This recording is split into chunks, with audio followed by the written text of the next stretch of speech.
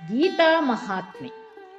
ತತಶ್ವೇತೈರ್ಹಯೈರ್ಯುಕ್ತೆ ಮಹತಿ ಸ್ಯಂದನೆ ಸ್ಥಿತೌ ಮಾಧವ ಪಾಂಡವಶ್ಚೈವ ದಿವ್ಯೌ ಶಂಖೌ ಪ್ರದಧ್ಮತುಃ.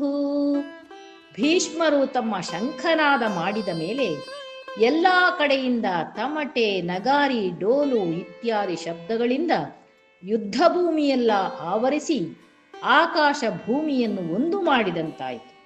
ಆ ಬಳಿಕ ಬಿಳಿಯ ಕುದುರೆಗಳಿಂದ ಸಜ್ಜುಗೊಂಡ ಹಿರಿಯ ರಥದಲ್ಲಿ ಕುಳಿತ ಶ್ರೀಕೃಷ್ಣ ಮತ್ತು ಅರ್ಜುನ ತಮ್ಮ ತಮ್ಮ ಶಂಖಗಳನ್ನು ಊದಿದರು.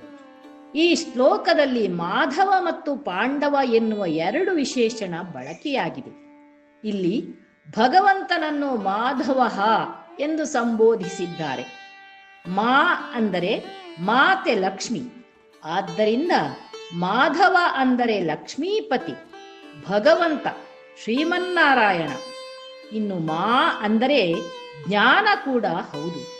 ಭಗವಂತ ಜ್ಞಾನದ ಒಡೆಯ, ಆದುದರಿಂದ ಆತ ಮಾಧವ. ವೇದದಲ್ಲಿ ಮಾತೃಪದವನ್ನು ಮಾತು ಎನ್ನುವ ಅರ್ಥದಲ್ಲಿ ಉಪಯೋಗಿಸಿದ್ದಾರೆ. 7 ಮಹಾನ್ ಗ್ರಂಥಗಳಾದ ಋಗ್ವೇದ, ಯಜುರ್ವೇದ, ಸಾಮವೇದ, ಅಥರ್ವವೇದ, ರಾಮಾಯಣ, ಮಹಾಭಾರತ ಹಾಗೂ ಪುರಾಣಗಳನ್ನು ಮಾತೃ ಎನ್ನುತ್ತಾರೆ. ಆದುದರಿಂದ ಸಮಸ್ತ ವೈದಿಕ ವಾಂಗ್ಮಯ ಪ್ರತಿಪಾದಕನಾದ ಭಗವಂತ ಮಾಧವ. ಇಲ್ಲಿ ಅರ್ಜುನನನ್ನು ಪಾಂಡವ ಎಂದು ಸಂಬೋಧಿಸಿದ್ದಾರೆ.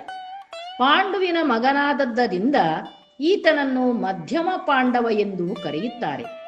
ಮಾತ್ರವಲ್ಲದೆ ಆತನನ್ನು ಪಾರ್ಥ, ಕೌಂತೆಯ, ಪಾಂಡವ ಎಂದು ಕರೆಯುತ್ತಿದ್ದರು.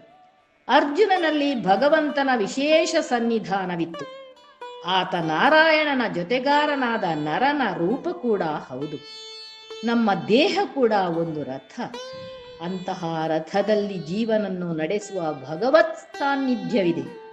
4 ಕುದುರೆಗಳೆಂದರೆ 4 ವೇದಗಳು.